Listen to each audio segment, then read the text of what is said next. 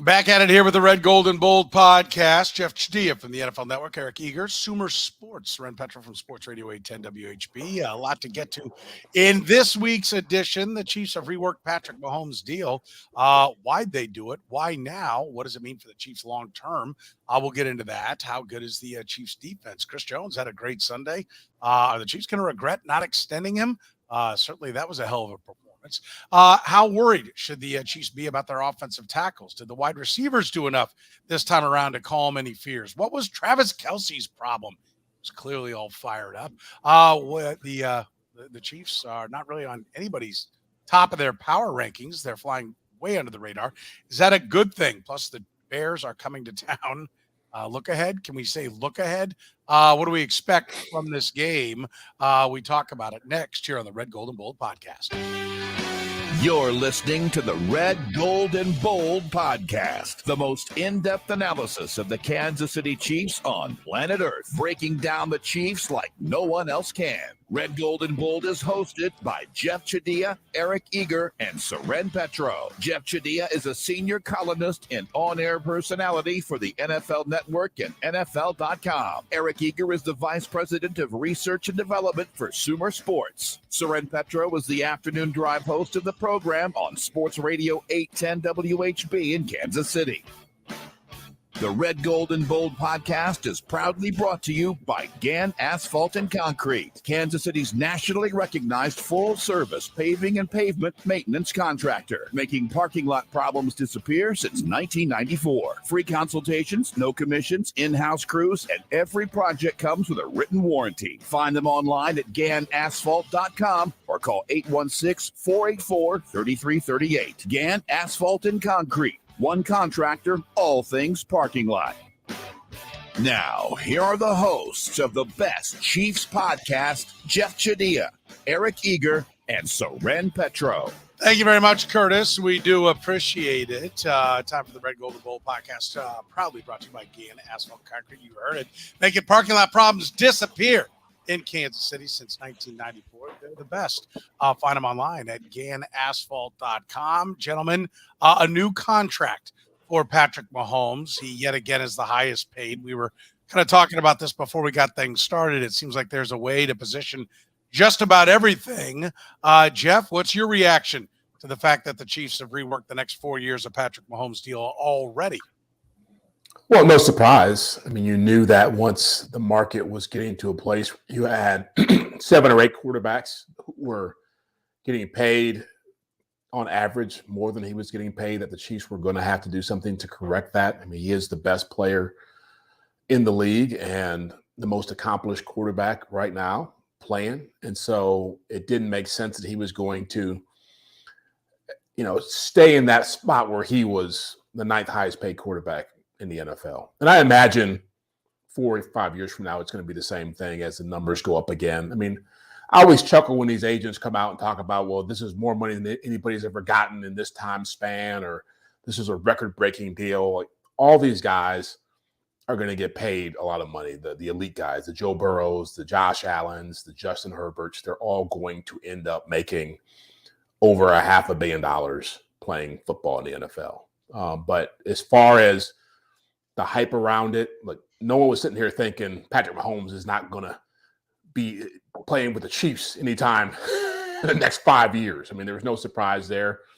I think the only surprise for me is from what I was told, how much his camp wanted to make this happen. This was important to them, and they were going to be aggressive about it, and that the Chiefs needed to make it happen. Eric, what's your reaction? Yeah, I mean, this is obviously justified. He's the best player in the league. He probably should be paid like it. I think that the Chiefs did a really good job with the cap, making sure that they were, operational this year. I think that's about $6 million in room that they've given themselves. So no big splashes, but they'll be able to do something in a pinch. And then, they still protected themselves with like the dates of the roster bonuses and all that kind of stuff. Like, it is truly a team-friendly deal, and they're lucky, obviously, that they were able to get that accomplished in 2020, so that every deal after that was still going to be team-friendly. And this one still is. I mean, it's still a lot of money, of course, but it's defined over a short period of time. And and it puts the Chiefs in a position where they can still build around him. How about this one from the hairy man? No matter what they pay him, it's under his value, right? And that is reality, Eric. That's something that you and I have talked about on the radio show before. Like I think it was like 5 or 6 years ago. You said Patrick Mahomes, if he were paid commensurate for what he does based upon the cap at that time, which was less than $200 million, you said he should get $80 million a year. So the quarterback position is still underpaid. Patrick Mahomes is still very much underpaid, right? Yeah, exactly. I mean, I think we've seen some limitations to that argument in that with wide receiver problems early in the season, they haven't been as efficient on offense. So you do need to kind of, a quarterback simply doesn't live in a vacuum as much as Mahomes probably lives in a vacuum more than any quarterback other than the truly bad ones who are bad no matter what, the Zach Wilsons and those guys. But he's worth quite a bit. I mean, you could probably put that dollar figure at $100 million a year, and it'd be a reasonable estimate. Yeah, and so that's the thing is, Jeff, how much better in your mind is Patrick Mahomes than whoever's 2, 3, 4, 5? If they're making 98% and he's 10% better, 20% better, I think Joe Burrow's pretty close. I would put him in the same category. I mean, he's not better than Patrick, but I think you've seen with Burrow, the ability to raise a miserable franchise into a contender. You've seen him beat Mahomes on a big stage. You've seen him deliver a 12-4 season last year after people thought that they would fall apart and finish 0-2. So, I mean, they play the game differently, but I feel like those two are going to be Peyton Manning and Tom Brady. And Patrick is great. Don't get me wrong, but Patrick has also had a lot of things that most quarterbacks don't get to start their career, which is a Hall of Fame coach, Hall of Fame tight end, Hall of Fame wide receiver, and playoff caliber team. How about this one, Eric? So Burrow's often injured. I thought that was interesting. But Donovan says these cap hits on Mahomes' contract look massive. Talk me off the ledge. Have at it. Well, the cap's going up. I mean, the cap's predicted to go up over the course of the next few years, so it shouldn't be as bad. But yeah, they're big. I mean, he's an NFL quarterback that makes a lot of money. So go ahead. But the cap is going up, and it's not going to be like the sticker price is more than what reality states for them for sure. These numbers are just kind of in line with everybody else's. I mean, the dollar figures are at the upper end of where the other contracts are going to get to. All these extensions that are being done now, Burrow, Hurts, all these that they're still on the rookie contract. So the early numbers are going to be lower. They're eventually going to get big, but this does take him higher. I saw some people tweeting out today, like this is the end of the Chiefs as a championship contender. Like, right. His number's even bigger now. Okay, fine. He was by far the most, expensive player ever to win a Super Bowl in the salary cap here, the highest percentage, the highest dollars.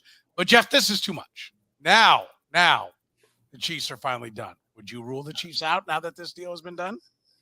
No, I mean, like I said, I mean, you look at Peyton Manning, you look at Tom Brady, you look at Ben Roethlisberger, all these guys, as they were making more money, were still competing for championships and still playing with good players. I mean, the key is always your ability to draft well and develop talent once your quarterback is this good.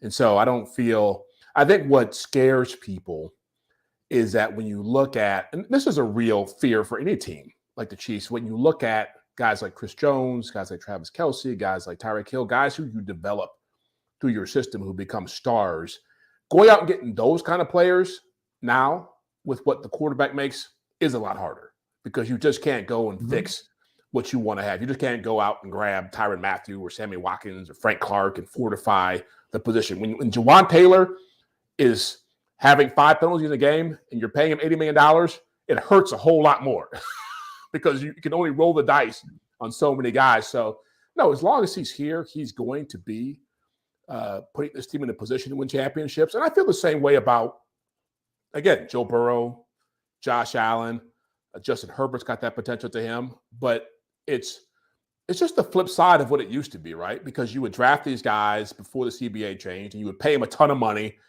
and some guys would flop and some guys would deliver. And now you're paying these guys money when they're in their third and fourth year and maybe they haven't won championships yet or become all pros or future Hall of Famers, but you're still betting on that happening for them. So, yeah, I mean, Mahomes has already done it, so he's in a good place. Well, and also, guys, like the competition is not as fierce as we thought. Like, did we watch Josh Allen play against the Jets? Have we seen Joe Burrow and the Bengals play the last 2 weeks? You know, Justin Herbert and the Chargers are never not going to be Justin Herbert and the Chargers, right? Yeah, like, but how many are also offensive not playing coordinators either, before right? Herbert's? How many offensive coordinators does Herbert need, right? Yeah. And like, so I agree that like it's a lot, but from a competitive standpoint, I'm not seeing any of these young guys. Like Bryce Young looks like crap. You know, Well, that's CJ a little Stroud bit. CJ Stroud looked Bryce okay. Young level. Like Anthony Richardson looked okay, right? But you look at the rest of the league, and like quarterback play is down, right? And so it's also early, and we've seen nobody playing in the preseason. I'm with you, Eric. I do think your overall point is right. Not to pirate your point here, but your overall point is correct. Like, I don't think this wave of everybody having a great quarterback is really, you know, arriving like people thought. But let's not. There are people with pedigrees who have played. Jalen Hurts is playing better. Herbert is playing. Like, I think he'll get better. But Josh Allen used to scare the living hell out of me when he came into Arrowhead, and I'm not like, I'm kind of like, he's a nice quarterback. Don't get me wrong, and he'll compete, and they might. Let's not overreact to Josh Allen one game. Like, we're talking about a season and a half, Jeff, or we're talking about half a season, Jeff. He played great the next game. What was wrong with week 2? Yeah, he was great. He played Oakland. Oakland sucks. Let's you know, let's call it like it is.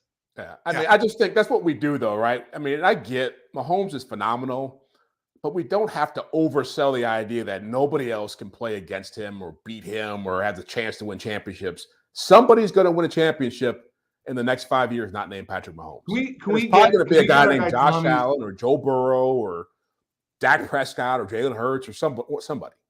Can we get Tommy's thing up here about the PFF grade? For the last time, not my monkeys, not my zoo. Let's stop talking about them. Listen, don't draw attention to things that we're not talking about. Stay on the target. We'll get to the tackles in a minute. For God, there's Tommy's ready. Yeah, I mean, he's hot and loaded. You know, Tommy's coming for Juwan Taylor. We were texting each other on Sunday that you were going to get that. You knew that was coming when it was there. It's as much for me as it is anybody, because I won't say that the Juwan Taylor signing is a bad one. Listen, I want to stay with the quarterback, because I want your point about Josh Allen. It's way too early to be talking about anybody like they're down or they're backing up. Josh Allen is going to get beat to hell. I don't know that we're at that point yet. Joe Burrow does look injury prone. Can we at least say that? If we're going to compare it, I mean, he's having more injuries than some of these other guys, including Josh Allen, who they do run into the ground. And now he's got the human statue at left tackle, who you, Jeff, educated us about the dangers of having him at left tackle. Yeah, but Soren, Patrick's injury prone. Patrick's had injuries. He's probably had more injuries than Joe Burrow has, except for the big ACL. But all these guys are going to get banged up. You know, and I think we want to look at this like it's a horse race, as if nobody's ever going to be able to beat Patrick Mahomes and win a championship, you know, and this is not realistic. At some point, at the end of it, when it's all said and done, at the end of the decade, when all these guys are done playing, just like every decade, there's going to be 4 or 5 guys you look and say, these guys are Hall of Famers. I doubt we're going to go through 10, 12 years of football. There's going to be one guy who's going to be a Hall of Fame quarterback in this group. Yeah. There's only one guy in this group that'll be a Hall of Famer. I'll take that bet all day. Only one guy in this group is going to be a Hall of Famer. You're saying there's only going to be one? No, I'm saying no. I'm saying there's going to be others. There's going to be more than one. Right. But the question is Justin Herbert going to be a Hall of Famer Dan Marino style with no titles? Possibly. You know, are we looking at Joe Burrow being a Hall of Famer Drew Brees style with 1 title and 1 Super Bowl appearance or 2 Super Bowl appearances, because he doesn't even have 1 yet? I don't know. We're going to find out. But you know, go ahead. We got to stop putting Dan Marino's name on quarterbacks who have accomplished nothing. Like Dan Marino made a Super Bowl, made AFC title games, won playoff games. Justin Herbert, to use your phrase, has not pissed a drop in this NFL in the playoffs. Like we gotta back up. But I will say this: I agree with Jeff. The idea that the Chiefs should be favored every year, or that we expect them to win every year, right? I mean, But the thing about it is this league is transient. Like my pick last year was Eagles because the structural advantages of having a quarterback.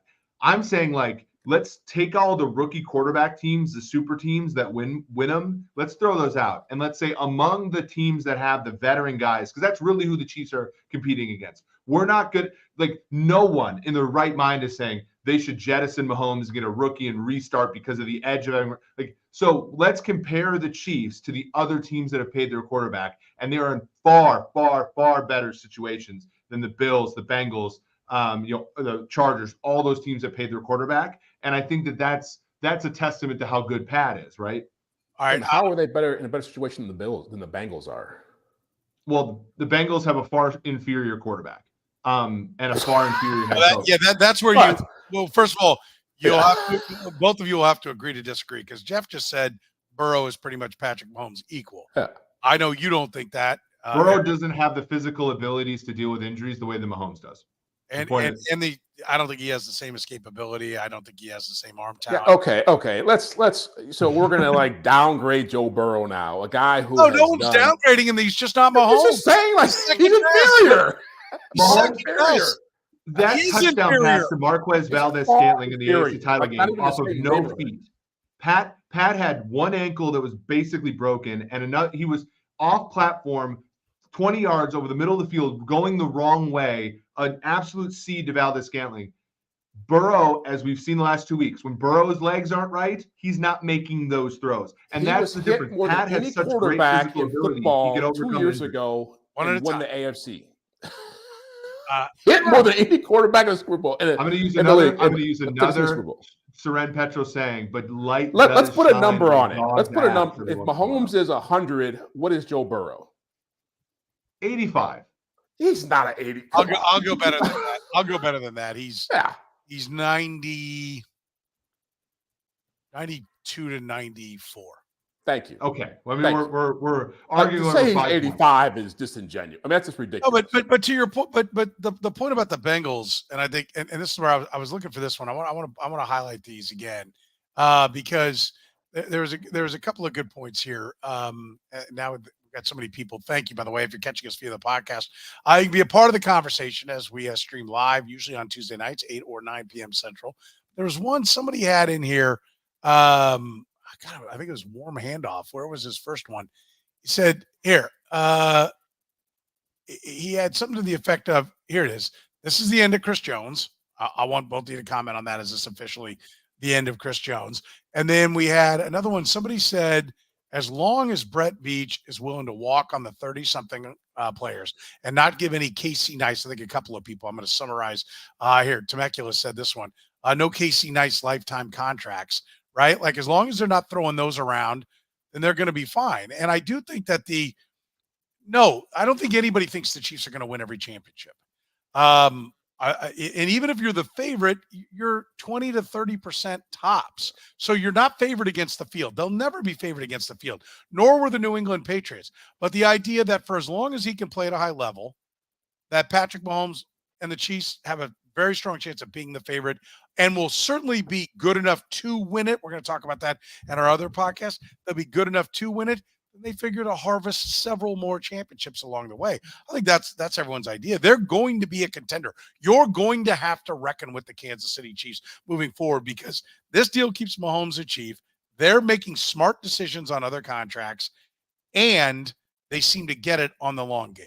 That's right. And the point I'm making is it's okay, or I don't agree with the idea that when other teams win it, it was just a lucky break, or it was just wasn't a Chiefs year. That's kind of the argument that's being made here, right? Or at least argument Eric is making that if the other guys are winning, it's just something didn't break in the Chiefs' favor. But is that the argument you're making, Eric? Because I think you'd be the first one to say that no, there's an 80% chance somebody not named Chiefs are going to win it when they're favored.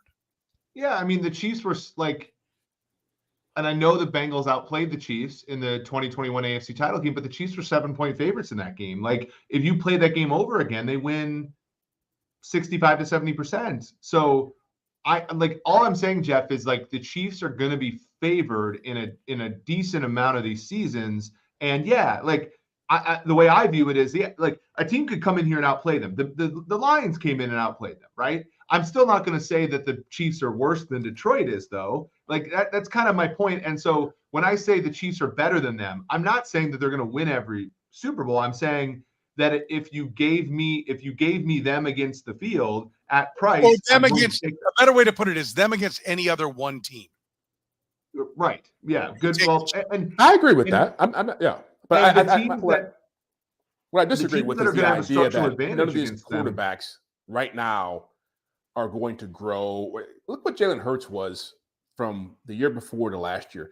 When Patrick Mahomes showed up, nobody was saying, here we go, bring in all the trophies, right? Like you had to see him play first. When he got drafted, that was not, don't do this, Soren. Don't sit here and say like. No, not when he was drafted, but 5 games in. I get that, but I'm saying when he showed up, when he got drafted. So it's like you have to let guys play and develop, sure.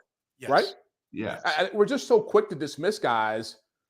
Oh, the Bills haven't won it yet, so Josh Allen is just trash. Like that's not realistic. But Jeff, does that mean that like when we looked at the quarterbacks in the 80s, if we said Joe Montana was the best, that we were dismissing Dan Marino or John Elway? Like I don't think that that's actually true. Like I think we can understand that Joe Burrow and Josh Allen and Jalen Hurts and those guys have an element of greatness to them, but that still doesn't mean I'm going to bet on them one-on-one against Mahomes. Like that's kind of my point. That's a different point. Yeah, when you're saying they're Joe Burrow's far inferior to Patrick Mahomes. That's a different point Jeff, than what you just said. I mean, wouldn't you agree Joe Flacco was far inferior to Tom Brady? Joe Flacco, yeah, but I also think Aaron that Rodgers. But he was able to win a championship. Like we Eli acknowledge, Manning won 2 Super Bowls. Yeah, there'll be a Joe Flacco. There'll be Eli Manning's. We're not. Yeah. No one's predicting 10 in a row for Patrick Mahomes because I'm saying Joe Flacco is not Joe Burrow. That's the point I'm making. I would grant you, but would you say that if Patrick Mahomes is Tom Brady, Joe Burrow may be Peyton Manning, Jalen Hurts may be Aaron Rodgers, one of these guys, Justin Herbert is Drew Brees. Totally. You can look back at the recent history. I mean, Drew Brees put up amazing numbers. He won 1. Like, yes, there's going to be amazing. How about we put it this way? If you're going to pick quarterbacks playing right now to play in the Hall of Fame, how many are you going to pick to make the Hall of Fame? 2. Mahomes, Burrow. I really need to kind of see some standings just to refresh me about all the teams. I would say for the young guys, Josh Allen will get beat to hell. I would fade him. No on Lamar. Burrow. Trevor Lawrence, I'll say no. Well, is Matt Ryan a Hall of Famer? So let's say guys are playing the young guys, not guys who are. I know, because Trevor Lawrence is Matt Ryan in my eyes. I don't see him that way. Matt Ryan's not a Hall of Famer, no. Okay, then I don't think Trevor Lawrence will be a Hall of Famer. Dak, no. Pick of Super Sports Show co-host Thomas Dimitrov. Yeah, I think we might be looking at 2 or 3. Yeah. But there's going to be a Kurt Warner in there somewhere. There's going to be a Brett Favre in there somewhere. There's going to be a Tom Brady in there somewhere. Guess what? Tom Brady, the first 5 years of his career, nobody was saying he's going to the Hall of Fame. They're probably even with the championships, they were saying he's not a Hall of Famer. I agreed. Early on, it took till the numbers started growing. Peyton Manning spent 8 years getting ripped apart. Well, I think Tom Brady also surfed the wave of embracing offensive football and not, they took the governor off offenses when he was Tom Brady's skill set improved over the course of his career. Now, granted, he had the longer career to do it, but more than anybody in NFL history. Okay, we'll save that because we're going to do some more on this in our other podcast. I want to ask you about the Chris Jones comment, though. Nobody's chimed in on that. Is Chris Jones officially done? We saw them restructure Joe Thuney, and now they've restructured Patrick Mahomes. Is that the Chris Jones money that's being given to those 2 guys, Jeff? I said this last week when he showed up, and everybody was saying, "Oh, what are the Katz brothers doing? This is ridiculous. Why would we take the money?" He was looking at free agency. And the way he played, he knew the Chiefs aren't re-signing me. They're not going to franchise me because they can't afford to do it. He probably even had some whip that this was going to happen with Mahomes. And so I've always felt that the ending for him, how this was going to be evaluated, was going to be come next March when he's on the open market. And I don't blame the Chiefs for not, doing the deal with him. And I actually went back and looked at this, and I forgot that when he was going into his last year, The Chiefs wanted to sign him for 4 years, $64 million. And he played and he fought and he got 4 years for $80 million. So I totally understand why he's not going to do it again. And the way he played, he's going to get the money he wants. Yeah, I think the way he played, yes, I'm in agreement. He's already a man possessed, and if he's going to have that kind of year, then yes, I would agree he's going to get paid, but it's not going to be with the Kansas City Chiefs. We're probably brought to you by Gann Asphalt and Concrete, nationally recognized full service paving and pavement maintenance contractor. If you own your own business, if you're a property manager, and you've got a parking lot, don't let the first impression that your business gives be a bad one. Make sure you got a nice, smooth, beautiful parking lot. That's what Gann Asphalt and Concrete does. They're the best in the business. Every project comes with a written warranty. Find them online at GannAsphalt.com. How good is this Chiefs defense, Eric? What do you want to say about your optimism on where they're going defensively? It's funny. I did a watch along last night with Rob Pizzola, one of my buddies, who's a professional sports bettor, and I asked him, like, what was his biggest unit. Like where did he see the biggest upgrade in his unit rankings? And he said Chiefs defense. And it's funny because I think we're all kind of critical of the Chiefs sometimes, but there's an aspect of, like, what did we expect as far as you put 2 first-round picks into edge, you put a ton of resources into corner and safety, you do a decent you take your linebacking core as 4 starters in the NFL. They threw numbers at the position in kind of, I think, very smart ways, and obviously Chris Jones is the linchpin. I'm all in on this defense being a pretty good unit. All right, here's the ultimate test. Jeff, how good is this defense? Somebody already put it up there. I think you go back and find it. I said this defense had the potential to be really good, to great last year, and they're proving that. They're athletic. They're smart. They play well together. Spagnuolo has a good scheme for them. Now, I think part of Sunday was Chris Jones coming back, and also they're playing a Jaguars offensive line. Didn't have Cam Robinson at left tackle, and also Brandon Scherf was beat up, and center was beat up too. Rookie right tackle. They took advantage of that, which they should. But yeah, I think when they're playing at a high level and you're not giving up points in the red zone, and you're making plays, on receivers that have chances to catch balls for touchdowns, and you're getting key sacks.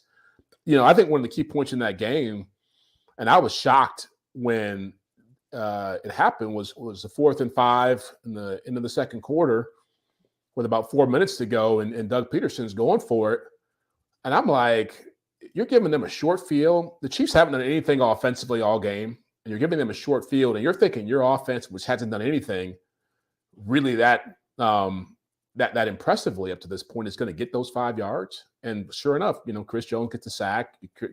Trevor Lawrence didn't see the play well, and it's Chiefs football, and it turned the game around in a big way. Chiefs got a touchdown out of it. So I'm impressed. I'm not surprised, because the resources they put the resources into it. And guys are in the system for the second year, and they're doing a great job. Eric, the linebackers are very diverse now. They were in passing downs. They had Nick Bolton off the field. They're also not playing teacher's pet. Anthony Hitchens never came off the field because he had the green dot. That has not been the case with Nick Bolton. They're playing, and I was really impressed that Willie Gay and Drew Tranquil were out there. They're 2 best coverage linebackers. I think – go ahead. Do you know who came off the field in passing downs in the 90s? Tracy Simeon. Okay. I'm gonna finish what you're gonna say. We're on this podcast. We've Noah Grade, and by the way, Noah's on pace for 51 catches.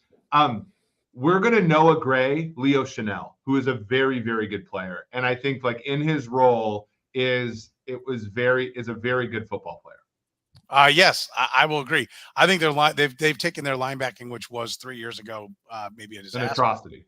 And now it's an absolute strength. And I'll also highlight this guy. I think Trent McDuffie is a stud. We've talked about him. They moved up to get him in the first round, and there's 15 to 20 real first round picks, and they went up to 21 to get him. And he didn't have the same kind of measurables as a Sauce Gardner, and he's not Sauce Gardner, right? Like, let's be clear. And he's maybe not even Christian Gonzalez, right? Or is Christian Gonzalez a rookie? He's a rookie this year. Sorry. Who was the other one? Who was the other corner that went in front of him? I'll look it up. Anyway, but he's really good. And you put that with L'Jarius Sneed. You put that with some really good defensive back coaching. I'll, again, highlight Dave Merritt as a guy that I think deserves great consideration for defensive coordinator. Steve Spagnuolo, like we're seeing, can do a little something with the coverages. Coaching's good. Up front, you know what they're doing? Well, and it's a Bill Belichick staple. They're not asking guys to do things they can't do. Everybody you just mentioned is doing something that's within their skill set strength, which is a mark of a really well-coached defense. Jeff makes such a good point there, because it's not even game to game, or it's not even within a game. It's week to week. You know, like last week, Shamari Connor started in the nickel inside, right? And you have like against teams. So if they were ever to play the Saints, they have a big guy like L'Jarius Sneed that can play inside against Michael Thomas. Against smaller, shiftier guys, they got the Connors and the McDuffies to play inside.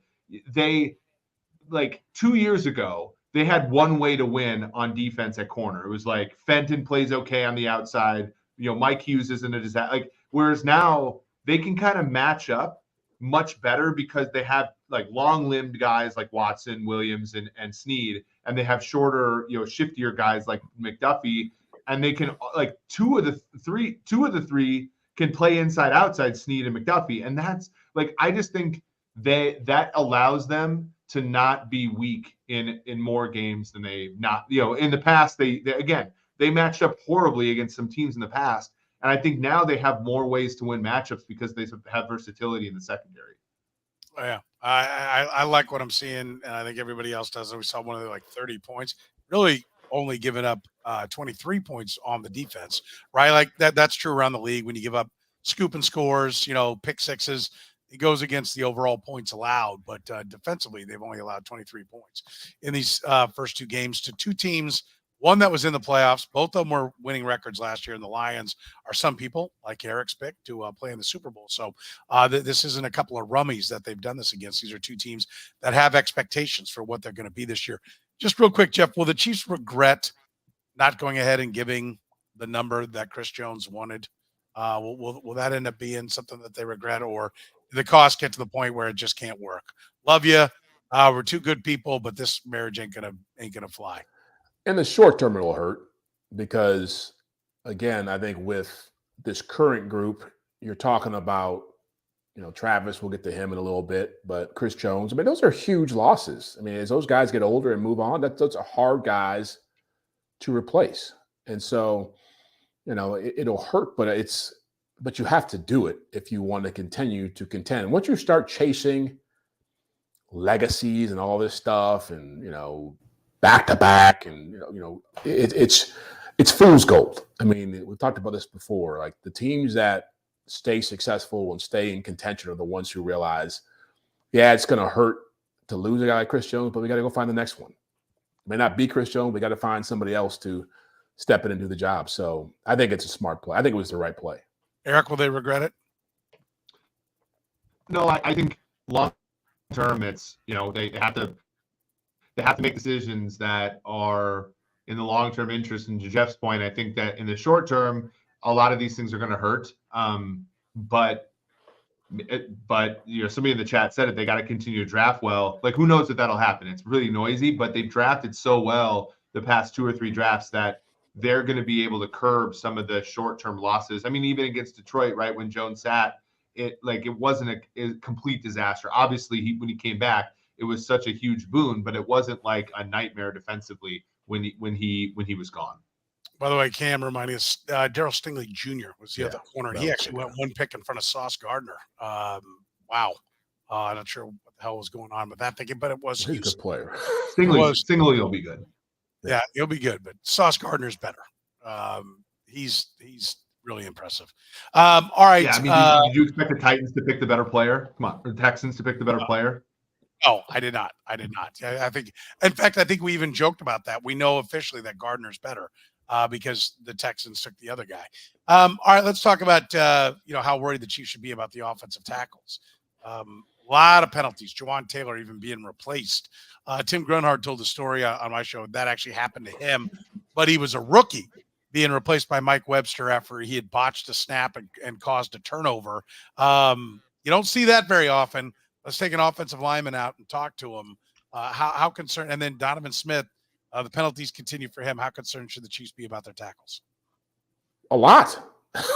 I mean, that's 6 penalties between them, and bad penalties. The thing about Taylor, I don't get. We should probably have Tommy Moe jump in here on a 4 boxes so he could have his say. But he was right about him. That's a good idea, Jeff. By the way, yeah, just get raffle off the spot. Yeah, get a mic in his house. But look, I don't First thing I don't understand is you knew the whole world was watching you. Just do things you shouldn't be doing as a right tackle in the league in the season opener. And either they didn't tell him that or he didn't listen. But to go out there and think you're going to get away with that in a second game against a team that you used to play with is folly. I'm sure Doug Peterson was all over those officials when he walked out here and said, 74, keep an eye on him. It's going to be a long day if you let him do what he's been doing. And so that was the first thing. The second thing was Andy Reid made the point of he's better than this. He's more athletic than this. This was a guy that we're talking about playing left tackle. Remember when they brought him in here?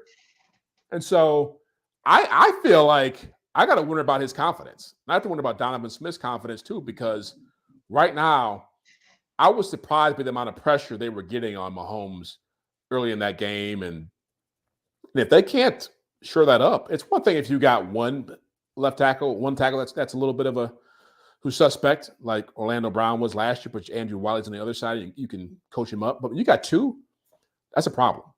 Where's your fear factor, Eric? Yeah, I mean, look, both of those men are big-time penalty guys. So that was something. And I have to look at the stats a little bit more closely, but the Chiefs aren't among great football teams. They're not as disciplined maybe as they need to be. They're not a team that doesn't get penalties, right? So it was weird that they decided to go with both of those guys who are both big penalty players. And one of the and it's funny, when we at PFF did Jawan Taylor's wins above replacement, it was negative a few years, and everybody's like, well, wait, he's a good player. It's like, well, how many perfect reps at right tackle do you need to do to make up for the value that you dump when you give up 5 yards and it's all your fault, right? On offensive plays, on good plays, you share the credit with 10 other men. On false starts, you're the reason the negative 5 yards happen. So it is a tough proposition when a guy's a penalty person. And both him and Smith are. I think that it's something they have to get cleaned up. They are well coached on offensive line. So I think that they can do it. And I also think that having 3 really good interior offensive linemen will maybe help because, the problem is isolated to them. I think the interior O-line is pretty good. Eric, before you go, Soren, it's also a problem when your receivers don't win fast. That exacerbates the issue. Yeah. Or you want to go downfield more. I think there is still, I know they work all through camp and everything, but they work on every idea and every concept that Andy Reid has. But I think, a little bit of this, just like players we're seeing sloppy football everywhere because this is somewhat of preseason. And while the Chiefs may have played their players more than other teams, they didn't play them, 60 minutes for 3 straight games. And Andy Reid's still getting a feel for what he's got. All right, let me send 5 out. Can these guys handle it? No. I mean, we saw him chipping for Orlando Brown, chipping for Andrew Wiley, and I think they'll start doing that. But I think there's a get to know me stage that goes on between player and coach as well. Do the wide receivers did they make enough progress for you, Jeff, to make you feel like they're in good shape? 2 fumbles. I mean, Sky Moore made a good play at the end of the game and kind of touchdown pass, but I was high on him in the preseason, and he's got to win back that love. He's got to do a lot more. And I think Justin Watson has the ball thrown to him too many times for my taste. I mean, if you're trying to feast off that, you got problems. Now, I think Kelce was still banged up, and I think that was a big part of why he couldn't do much. But you see how much this offense gets muddled down when he's not a big factor in it. And somebody has to emerge to be a reliable player. I know Eric's not on board with this one, but that's what Juju Smith-Schuster was. He was somebody you knew could make a play for you, could get open. And I feel like far too often when Mahomes is dropping back, he's looking for somebody to do things that they're not doing. So that, until that changes, Kadarius Toney made a couple nice plays in there, but when he dropped the football, I was like, all right, here we go again. But hot or not, you can't drop the football. Where are you right now, the wide receiver? I'd like to recall last week when I said that they were going to lean into Watson and Valdez-Scantling more, and consolidate the snaps. Which did happen. That being said, it's still a lot of the same. I mean, it's still a lot of MVS plays a lot, runs the defense off, doesn't get a lot of catches. Watson, I think, they throw a lot to him. I think the fumble is kind of a fluky thing. He does make some big plays.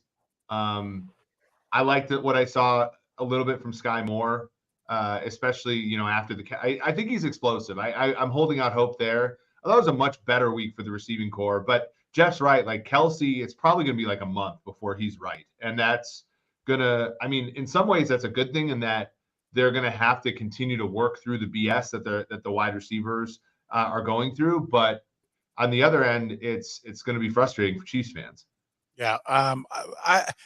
Rashee Rice to me is the most, that was my guy. Here we go. I had this conversation with Sam McDowell, the Kansas City Star columnist today, and we both said, listen, you want the guy who would be the three guys that would be your main three guys? I put this to Sam McDowell today, Jeff. If you were calling the shots, you're the offensive coordinator. When you go three wide, who are your three? Who are getting the reps, and why? All right, MVS. Excuse me, MVS. I actually would put Rashee Rice in that picture. And probably Sky, which says a lot about where they're at. No Kadarius Toney. No. Okay. Eric? I have the same answer as Jeff.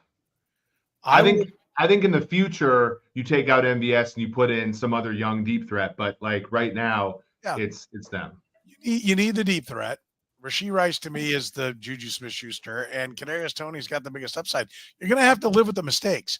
Whatever the problems are, let's go. Let's get it done, particularly when the schedule is maybe softening up a little bit. It doesn't look quite as tough as it did coming in. The Bears are no different than what I thought. I felt like the Bears sucked, but, the others had hopes that there was this big quarterback epiphany coming. But, no, I think, listen, go with the guys that you think have the biggest upside and take your lumps now. You're going to be judged on what you do in January and February, not by what you're doing in September and October. That's the route I would take if I were the Chiefs. The Jets game will be very telling. I think they'll win it, but defensively it'll be the best defense they face in the first 6 weeks of the season with a really good pass rush and really good coverage guys. I think then we'll see how bad it can get for this. Yeah, go ahead. Or is that it? Okay. Red Gold and Bold is brought to you by Gann Asphalt and Concrete. Why risk accidents and liabilities in your parking lot when you don't have to? Look up Gann Asphalt and Concrete. They're online at GannAsphalt.com. Travis Kelce, how much does that concern you to see him having those penalties and drops, Eric? Is that just a guy coming back from injury on a hot day, or is that a sign that we're looking at a guy aging in front of our eyes? Well, the injury is going to make it harder. So I'll hold out hope. I mean, he wasn't exactly in top form in the AFC title game. We saw some limitations there too. So we've seen him banged up before, and he's not as good when he's banged up. That's 100% true. So, do you think that's why he was upset? Is that he's recognizing that he's not playing at the same level? Yeah, I think so, and I think that he knows how important he is to this team. And so, not being able to, make good on that promise is probably frustrating him. Yeah, his frustration to me was one of the most revealing moments in that game as far as what they're going through offensively, because typically, even though he's a volatile personality anyway, but his response in those moments seemed to tell me he can't do what he normally wants to be able to do. And this is what their offense is going to look like when he starts to decline. I mean, that's the thing. I think that he will get healthier, but there is going to be an element of him slowing down and not being able to separate from defensive backs in the way he's accustomed. And you saw how that affected Mahomes. There was that one play where he was deep in his own territory, and he kind of flipped the ball to Kelce because he was under pressure, and Kelce just kind of ran around for like 5 yards. Like, excuse me. I think that there's going to be you're going to see more of him struggling this year than I thought. I thought he would still be able to stay at a high level. I think he's going to slip a little bit in performance. He'll still put up numbers, but it's not going to be as dominant as what we're used to seeing. All right, Eric, let's talk about what's going on right now as far as where people are viewing this team. Power polls don't have them at the top. The Cowboys are everybody's gift to football right now. The Chiefs are flying a little bit under the radar. First of all, should they be? Should they be dinged down a little bit under the power rankings? Is this a good thing that they're not carrying any kind of pressures? Yeah. No, however, if you go to sumersports.com/team table, we do have the Chiefs with not only the number one power ranking, but the number one odds to win the Super Bowl. So if you go to FanDuel.com/Petro, the Chiefs at 6-1 are the favorites to win the Super Bowl. So I just look, media is paid, and I have nothing against this, but media is paid to react to the games. I mean, look at Mike Florio's power rankings. They're an abject disaster every week.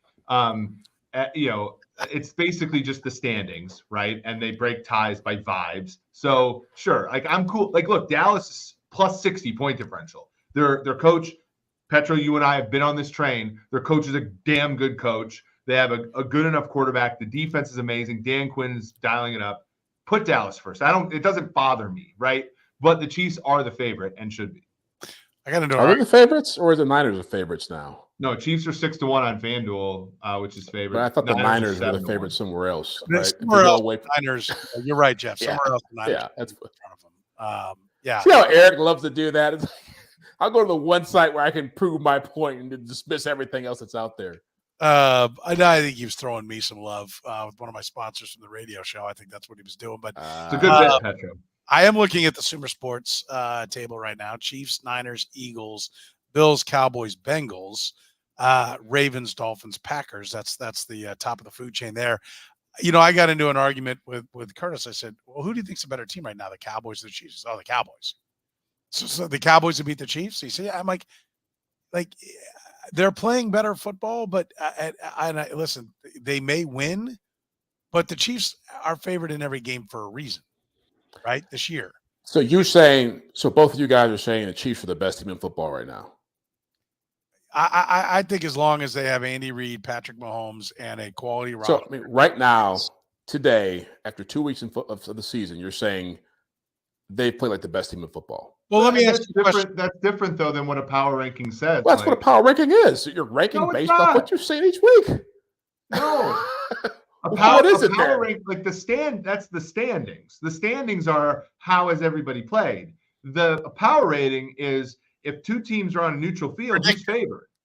Yeah. Really? I never heard that definition put out there because I thought when they put up the college football poll, it's based on, hey, what does this team do this week? But those are power rankings. Kansas State. Kansas State's not as good as we thought, right? Well, those aren't power rankings, though. Those are like AP polls. Those are polls.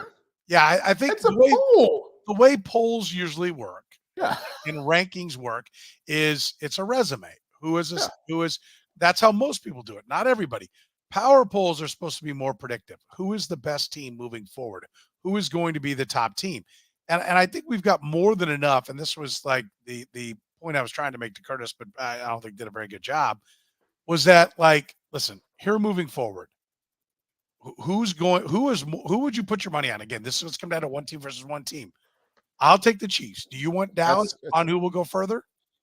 That's not a power ranking to me. No, that is a power ranking. That is a power ranking. Which team is more powerful? That's okay. So there's a definition out there of what a power ranking is. It's just a way of saying it's a poll. I think First of all, power rankings are ridiculous to begin with. No. I'll put that out there. I'm not putting any stock in anybody's power ranking. I will tell you this. I will object. We have the five best teams I've seen in football this year. The Chiefs aren't in that group right now. Soren, you can share the screen here. You can go to sumersports.com/team page and but that doesn't mean they can't win a championship. It just means And I've got The another Niners different screen. have been more impressive. The Cowboys have been more impressive. The Dolphins have been more impressive. Have been more impressive, yes, but predict. So then I will offer you yet another wager that I've never lost to you on. Take any one of those teams that you want, one of them, and I'll take the Chiefs. And will you I'll wager? take them all. I'll take the field. But You're taking the Chiefs. But Be a man about it, Soren. Be a man and pick the Chiefs. Be a man. Be a man. Be a man. Yeah, That's okay. what- I'll do well, it. And you go into a bar and fight 31 guys. Yeah. Well, I mean, you just got to wager on the market, Jeff. If the Chiefs win the Super Bowl, you owe Petro 6 steak dinners. Yeah, there you go. And if they don't, he owes you 1. I just don't see how we can sit here and say we've watched 2 weeks of football and say that the Chiefs have been the best team. Listen, I agree that each year brings its own entity of what the season is. But what came before, for players that have played in years before, is not irrelevant. And what we have seen before now is that Patrick Mahomes kicks almost everybody's ass almost every single time. And so the idea that we're not sure if Patrick Mahomes is going to play good football for the next 15 games is asinine. Oh, he will. The people around him change, though. That's my point. You don't get the same credit because you're wearing the same uniform. Okay. If you put so let's look at the people that was a perfect example of that. All right, so then let's play that. The right tackle is one of the guys who's changed. He was good enough to go to the playoffs last year. The left tackle 2 years ago was in the playoffs. 3 years ago won a Super Bowl playing left tackle. Like, the people that have changed are not. It's not me and Eric running out there onto the field, right? There are. Would you agree? I'm saying those guys are mysteries right now. I think most people watching us right now They're not. They don't have a ton of faith in Jawan Taylor and Donovan Smith. You find me the person in the comment section who's sitting here saying, man, Jawan Taylor is getting it done right now. And it's probably his dad. Let's talk about all the other teams, though. Like, every other one of these teams, Jeff, has similar issues. The Dolphins don't have Teron Armstead healthy all the time and no Jalen Ramsey. The Cowboys quarterback led the NFL in interceptions. Like, every one of these teams has something that is so like. What are we going off of then? How they played, right? But they all have issues. But those teams have played better. All right, let me ask you this: have those teams played better than the Chiefs so far? Sure. But that doesn't. That's all I'm saying. That's okay. The Chiefs lost to Buffalo in week 6 last year at home. And that game had no bearing on the result in February. None. I think people were concerned about it then. Yeah, but performance is expectation plus noise. That's I hear a lot of noise right now. That's what I'm hearing. If we're going to sit here and say the first 2 weeks have passed and the Chiefs are the best team in football based on what we've seen, I can't get with that. Now, I'm not saying they can't become that, which is what you guys are saying, but to dismiss what the Niners have done and what the Dolphins have done, what the Cowboys have done, I can't get with that. Jeff, we're getting to a point in this podcast, which I love this, but praising the Chiefs does not immediately look, the Chiefs are the favorite in the NFL right now. The corollary to that is not the Niners are ass. That's not the extension of that. Patrick Mahomes is the greatest quarterback I've ever seen. That means Dan Marino sucked. We can't. So what are you saying then? That Mahomes is in each one of those, he's just talking about the Chiefs. Yeah, he's not putting anybody else down. I think a better way for you to say it is, you know what? The Niners and the Cowboys and the Dolphins are playing good right now, but I think the Chiefs will be there at the end. So that's what a power ranking say it that doing. way, and I can get with that. Okay, that's what a power ranking is doing, though. There's a predictive element. That's not what it's doing. A power ranking is somebody's opinion about what's happening right now. It's not who's going to win. Soren, your gambling buddies, how do they make a spread? They use power rankings. And it's a tremendous predictive tool. Well, listen, somebody has to do it. I know the people at ESPN who do power rankings. They're not doing any scientific thing except saying, I watched the game this week. Oh, here's who looked good. There's.